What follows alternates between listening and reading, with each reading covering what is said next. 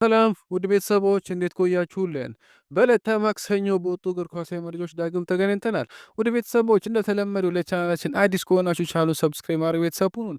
አሁን ወደ ዕለቱ መረጃዎች አለፍን። አብራችሁን ቆዩ። ባየር ሙኒክ ለሃሪ ኬን እስከ ሰኔ 2029 ድረስ የሚያቆየን አዲሱን ለማቅረብ በዝግጅት ላይ ናቸው ተብሏል። አሁን ያለው የሃሪ ኬን ውል እስከ ሰኔ 2027 ድረስ የሚቆይ በመሆኑ ሁሉንም የመልቀቂያ አንቀጾች ለማስወገድ አቅዷል። ምክንያቱም አሁን ያለው ውል ማፍረሻው ዝቅተኛ በመሆኑ ተብሏል። ወልቭስ ለኤሪክ ቴን ሃግ እስከ ሰኔ 2027 እና በጭማሪ አንድ ዓመት ድረስ የሚቆይ ኮንትራት ለማቅረብ ዝግጁ ናቸው። ኤሪክ ቴን ሃግ ለወልቭስ በውድድር ዘመኑ አጋማሽ ላይ ለስራ ክፍት እንደሚሆን አሁንም ግልጽ አይደለም። ቴን ሃግ ሀሳቡን ውድቅ ካደረገ ወልቭስ ሌሎችን ስሞችን መመልከት ይቀጥላል ተብሏል። አርሰናል ዴክላን ራይስን እስከ ሰኔ 2030 ድረስ አዲስ ረጅም ጊዜ ኮንትራት ለመስጠት ከዴክላን ራይስና ከወኪሎቹ ጋር ስብሰባ ለማድረግ ቀጠሮ ይዘዋል። የእንግሊዛዊ አማካይ አሁን ኮንትራት እስከ ሰኔ 2028 ድረስ ይቆያል። ራያን ግራቨንበርች ክሊያን ምባፔ እጅግ በጣም ጥሩ ተጫዋች ነው፣ ኮናቴ በደንብ ያውቋል። ስለዚህ ስለ እሱ ይናገራል። እሱ አስደናቂ ተጫዋች ነው። ኳሱን መቀበል፣ ከተከላካይ ጀርባ መሮጥና በጥሩ ሁኔታ ጎሎችን ማስቆጠር ይችላል። እሱን ለማስቆም የምንችለው ሁሉ ማድረግ አለብን ብሏል። ግራቨንበርች ሲቀጥልም ከሊቨርፑል ጋር ስለ ውል ማራዘሚያ ጠይቀው እንዲህ ሲል ይመልሳል። በሊቨርፑል ደስተኛ የሚሆነው እናያለን፣ እስካሁን ግን ንግግር አልጀመርንም ብለዋል። ስፖርት እንዳስነበበው በባርሴሎና በራፊኒያ በቶሎ መመለስ ተስፋ አለ። ተጫዋቹ በማገገሚያ ሂደቱ የመጨረሻ ደረጃ ደርሰዋል። በዚህ ሳምንት ከቡድኑ ጋር ልምድ ይጀምራል ተብሎ ይጠበቃል ብሏል። ማንቸስተር ዩናይትድና አስቶን ቪላ ኤንድሪክን ለማስፈረም ሞክሯል። ነገር ግን ሪያል ማድሪድ በውሰት ስምምነቱ የግዢ አማራጭ ለማካተት ፈቃደኛ ባለመሆኑ ድርድሩ አልተሻሻለም። ሊሆን የግዢ አማራጭ ሲኖር በ6 ወር የውሰቱ የብራዚልን አጥቂ ስምምነት ለማጠናቀቅ በጣም ተቃርቧል ሲል የስፔን ብራዚል ዘግቦታል። ግራኒት ዣካ ከአርሰናል ጋር ሰኞ ስለ ቅዳሜ ጨዋታ ጠይቀው እንዲህ ሲል ይመልሳል። ለራሴ ስሜታዊ ጨዋታ ይሆናል። እዚያ 7 አስደናቂ ዓመታት አሳልፌያለሁ። አሁንም ከብዙ ተጫዋቾች ጋር ከአሰልጣኝ ሰራተኞች ጋር ጥሩ ግንኙነት አለኝ። እዚህ በሰንደርላንድ ከእነሱ ጋር መጫወት በጣም ልዩ ነው ብሏል። ቪቲኒያ ከምሹ ጠባቂ ጨዋታ ፊት እንዲህ ሲል ይናገራል። እኔ በአውሮፓ ውስጥ ያሉት ሁለቱ ምርጥ ጎኖች እርስ በርስ ዛሬ ምሽት ይጫወታሉ። እንደ ተጫዋች እንደዚህ ጨዋታዎች መጫወት ይፈልጋል። ሁሉም ሰው አሸናፊ ቡድን ምርጡ ነው ይላል። እኛም ጓጉተናል። በምሽቱ ጨዋታ ጥሩ ብቃት ማሳየት እንፈልጋለን። 9 ነጥብ አለን። በዚህ ውድድር 4ኛው ድል እንፈልጋለን። ሆኖም ጨዋታው በጣም ከባድ ይሆናል ብለዋል። አለም ፓርዲው ስለ ማንቸስተር ጠይቀው እንዲህ ሲሉ ተናግሯል። ምናልባት ሁላችንም እንደ ሀገር የምንኮራበት ማንቸስተር ዩናይትድ ነው። አሁንም በዓለም ላይ ትልቁ ክለብ ነው። እኔ ዩናይትድ ደጋፊ አይደለም፣ ነገር ግን በእነሱ መኩራራት እፈልጋለሁ። አሁንም ጠንካራ ማንቸስተር ዩናይትድ ማየት እንፈልጋለን ብሏል።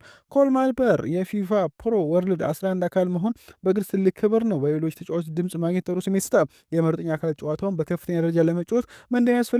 ስለዚህ በእነሱ ድምፅ ማግኘት ምርጡ ስሜት ነው። ለዚህም አመሰግናለሁ ብለዋል። ሊቨርፑል የፉልሃሙን የቅርብ ጊዜ ፈራሚ ኬቪንን በውድድር ዘመኑ ጠንካራ ጅምር ተከትሎ በቅርበት የተከታተሉት ነው። ቀዮቹ ያሉት ነው የ22 ዓመቱን አጥቂ እንዲመለከቱ ዋና ስካውታቸውን በተደጋጋሚ ልኳል ሲል ፉትቦል ኢንሳይደር ዘግቦታል። ካናዳዊ ጆናታን ዴቪስ ከጁቬንቱስ በጥር ሊወጣ ይችላል ተብሏል። ቶተንሃም እና ባየር ሙኒክ ሁለቱም ስለ ካናዳዊ አጥቂ የዝውውር ሁኔታ ጠይቋል። ተጫዋቹ ከጣሊያኑ ክለብ ጋር በጥር ወር ለመለቅ እያሰበ ነው። ዘገባው ያሳቻ ፓቮሎሪ ነው።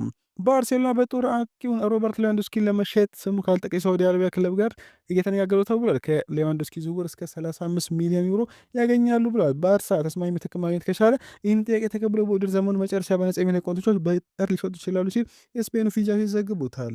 ቼልሲ የቦካጂኖሱን አማካኝ ተጫዋች ሚልተን ዴላጎዱን እየፈለጉ ነው። ቼልሲዎች 15 ሚሊዮን ፓውንድ አካባቢ እንደሚያገኙ ያምናሉ። ኢንተር ሚያሚ ከሮድሪጎ ዲፖል ጋር እንዲጫወት ተጫዋቾች የማግኘት ፍላጎት አላቸው። ማንቸስተር ዩናይትድ ከፍተኛ ደረጃ ሲሆን የ16 ዓመት የሌስተር ሲቲ የክንፍ መስመር ተጫዋች ጀሬሚ ሞንጋን ለማስፈረም ማንቸስተር ሲቲ ለመፎካከር ዝግጁ ናቸው። ማንቸስተር ሲቲ ሞንጋን ለማስፈረም በአፕሪል 2025 ሞክሮ ነበር፣ ነገር ግን ስምምነት ላይ መድረስ አልቻሉም። ዘገባው የፉትቦል ኢንሳይደር ነው። የቦርንማውዝ አሰልጣኝ አንዶኒ ራውል ለአትሌቲክ ቢልባኦ አሰልጣኝ ለመሆን ዝርዝር ውስጥ ተካቷል። አርኔስቶ ቫልቬርዴ በሚቀጥለው ክረምት ሁላቸው ካለቀ በኋላ ከስፔኑ ክለብ ጋር እንደሚለው ይጠብቃል። ዘገባው የላራ ዞን ነው። ዴዝሬዱ የመጠነኛ ጉዳት ደርሶበታል። የሚመለስበት ቀን እንደ ምንጮች ይለያል። በፒኤስጂ ያሉ ምንጮች ተጫዋቹ በታህሳስ 2025 መጨረሻ እንደሚመለስ ሲያወሩ፣ ሰዎች ደግሞ እስከ ጥር አጋማሽ 2026 ድረስ ወደ ሜዳ ይመለሳሉ ያሉ ነው ሲል የፈረንሳዩ ሌኪፕ ዘግቦታል።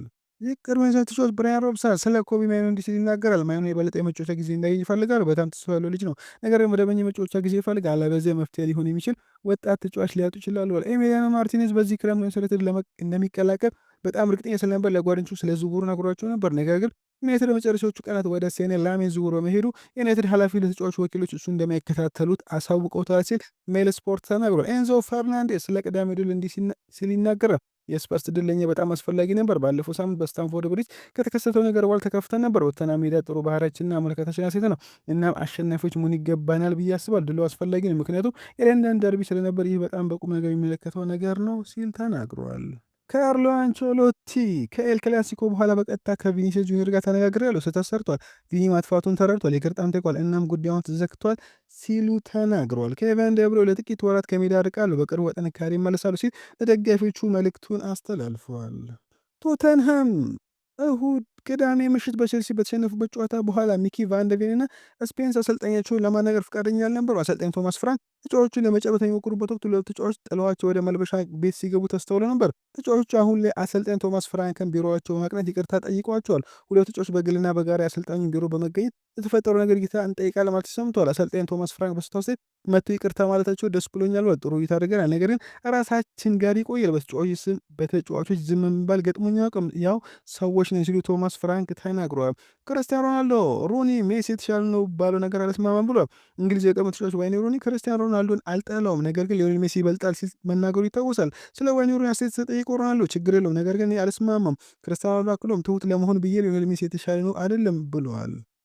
ቪክተር ጊዮከሬሽ ከምሽቱ ጨዋታ ውጭ ሆኗል። የመድፈኞቹ የፊት መስመር ተጫዋች ቪክተር ጊዮከሬሽ የበርንሌ ጨዋታ የጡንቻ ጉዳት እንዳጋጠመ ይታወሳል። ቪክተር ጊዮከሬሽ በጉዳት ምክንያት ከምሽቱ የስላቪያ ብራግ ጨዋታ ውጭ መሆኑን አሰልጣኝ ሚካኤል አርቴታ አረጋግጧል። ጊዮከሬሽ በምሽቱ ጨዋታ አይኖርም ያሉት ሚካኤል አርቴታ ለምን ያህል ጊዜ ከሜዳ እንደሚቆይ ምርመራ መጠበቅ አለብን ብሎ አሰልጣኝ ሚካኤል አርቴታ አክሎም እሱ ከዚህ በፊት የጡንቻ ጉዳት አጋጥሞ ስለማያውቅ ሁኔታው አስጨንቆናል ሲሉ ተናግሯል። ቨርጂል ቫንዳይክ ከአርኖልድ ጋር አልተነጋገርኩም ብሏል። ከእሱ ጋር አልተነጋገሩ እኔ ህይወት የሚኖሩ ሊቨርፑል፣ እሱ ደግሞ ማድሪድ ነው። እሱ ከኛ ጋር ስለነበር በጣም ደስተኛ ነበርኩ፣ ባለተሰጥኦ ተጫዋች ነው፣ ነገር ግን ዛሬ የምሽት ተጋጣሚያችን ነው ሲል ተናግሯል። መረጃዎችን የሚያሳዩት ከሆነ የማንቸስተር ሲቲ አማካኝ ማቴዎ ኮቫች ጉዳቱ የከፋ እንደሆነ ሰርጀሪ እንደሚያስፈልገው ተገልጿል። ፊዮረንቲና በዚህ ውድድር ዓመት 10 ጨዋታዎችን ከተሸነፉ በኋላ አሰልጣኙ ስቴፋኖ ፒዮሊን አሰናብቷል። አርሰናል ከብሔራዊ ቡድን እረፍት መልስ ከቶተንሃም ጋር የሚያደርጉት ጨዋታ ቪክቶር ዮከሬስ፣ ጋብሪኤል ማርቲኔሊ ጋር ኖኒ ማዱኬና ከኤቨርተን ወደ ሜዳ